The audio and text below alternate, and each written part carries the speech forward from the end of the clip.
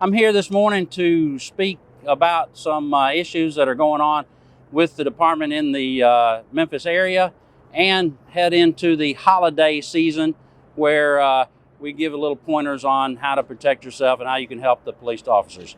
The Memphis Police Department has a Stow It, Don't Show It program we've pushed for many years. This is our Stow It, Don't Show It flyer. This is up at many areas, many places that we have that have retail, have these in the thing. This is a reminder for people to take their items that are of value and put them away or don't leave them in the car. The reason we ask them to do that for the Stow It, Don't Show It is because we have a problem with auto burglaries, which we refer to as theft from motor vehicles. Our theft from motor vehicles for this year, since the first of the year, is right about 6,000 across the city. Now, what goes along with that now are the theft of motor vehicles, which we're right at 1,200 stolen cars for Memphis for the year. Where this is happening, it's happening a lot of times at shopping centers where we have a lot of cars. You can see we have a lot of cars back here that are out. Hotels and motels. Hotels and motels, we have a lot out here. And in Appleton Farms, it's 55 square miles, about 130,000 people. So there's a lot of hotels, motels, apartment complexes, and cars. So there's a lot of places they can get into. And the other place we have a lot of problems at with these type crimes are apartment complexes. So the shopping areas, the hotels, motels, and apartments are the biggest areas that we get hit. Now, what they go after? Valuables. People are leaving things in cars that you wouldn't normally leave. They leave their computers in the car, the laptops, they leave their smartphones, they leave their keys, they leave their gun. State of Tennessee allows cars carry guns, and a lot of people leave them. What we ask you to do is, if you're going to do that, is be a responsible gun owner and secure your weapon. If you leave a gun in the car, it needs to be secured. Several ways to secure these guns we have available at the precincts. We have gun locks. These are cable locks that you can use to put through the weapon and through the seat mount and secure that to the car. That's the simplest way. Another way that's available, several places sell a lockbox. These right here are little small safes. They're very inexpensive. A lot of retailers sell those. The Bureau at Appleton Farms is investigating a large amount of theft from motor vehicles and motor vehicle thefts. What they asked me to tell the public is, when you go to a gas station to fill up your car, lock your car. We have people that are roaming around and they're waiting for you to either be on one side of the car pumping gas, and they go in the other side of the car and take a purse, a laptop, or whatever the car. Lock your car when you're there, and if you go in to pay for the gas or pick up a Coke or a pack of cigarettes or whatever your hobby is, your habit is, you need to take your valuables with you and don't leave them in the car. So that's just on the theft part. We have a bad problem with people now, and I don't know why they do it, but they leave their car running. Pull up to the gas pump, leave the car running, go inside. Never leave your car running anywhere. By the way, that's an ordinance violation if you leave your car unattended, and you may get a summons, but you'll be missing a car and get a summons.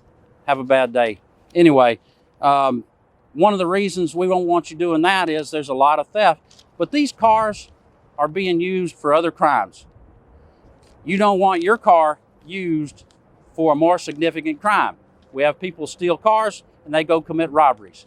They steal the gun out of the car and they commit homicides. So if you have to be responsible, you don't want your car and or your weapon used on an innocent person. And then one of the things, the stolen cars, they're being used for a lot of this, doing burnouts and traffic problems. Memphis has a lot of problems with the the interstate. We see cars running 100 plus miles an hour. If you would, the officers of the police department are out here trying to help and trying to secure you and your family. Help us to help you by doing these things I ask you. Last thing I've got, if you want to help us, one of the most important things to help us, join the MPD. You can make a difference. Thank you. Any question? Could you put into perspective for us what the number of vehicle thefts look like this year compared to maybe last year or the year before? Well, in the last 3 years, we have seen a steady increase.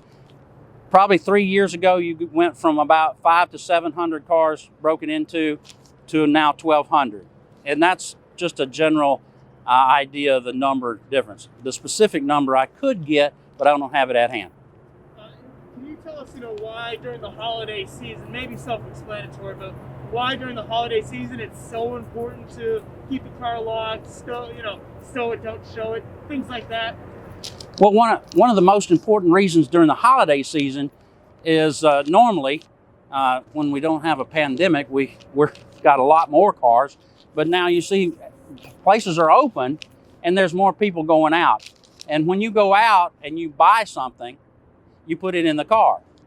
And the people who are roaming around that are stealing, they give people Christmas presents also, but normally they don't buy it. They either buy it with the money they get from what they stole from your car, or they get something out of your car and give it to somebody. So everybody wants to give somebody something. So that's why during the holiday season, we cannot get a increase in the theft.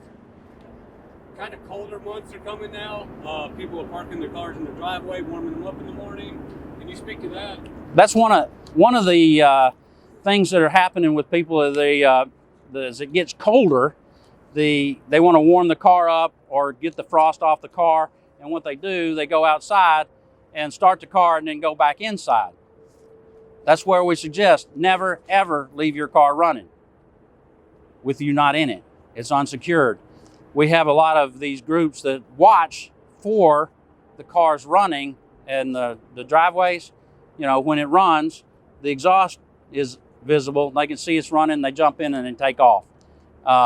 That's it. And then the key fobs. A lot of our cars now have a key fob that starts it, like the Charger I drive. Don't leave those in the car. A lot of people leave a second key fob in the car. What that does is somebody has the intent just to break in and see what's there. They find your key fob and they have started stepping on the brake and starting it. And then you not only lose what was in the car, you lose the whole car.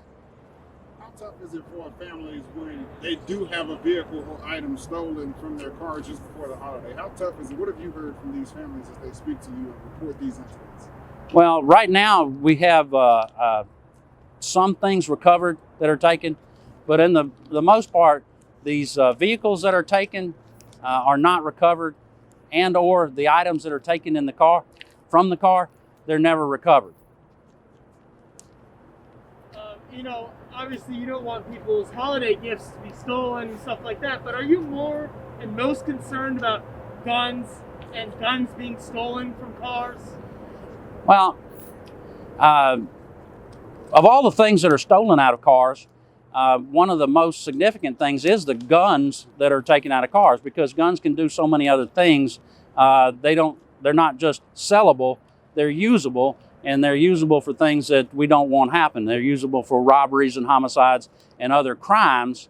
And like I said, any responsible gun owner does not want their weapon used on an innocent party. So you have to be a responsible gun owner and secure that weapon in a number of different ways. But yeah, the guns that are stolen are a very significant concern for the police department, yes. Yeah. I guess the most important thing, just lock your car and put your stuff away, right? Yes, sir. There we go. All right. Anything else you want to say? Any other things? Is there any thing that you wanted to really push out to the public as far as Stow It Don't Show It goes, and its significance this year, considering the fact that there has been increases? Can you not hear me? I can't hear you. Okay, I said, is there anything that you wanted to stress to the public about Stow It, Don't Show It, considering the fact that there have been drastic increases in those vehicle thefts and things like that? Oh, as far as the Stow It, Don't Show It, one of the biggest things on that is don't leave valuables in the car.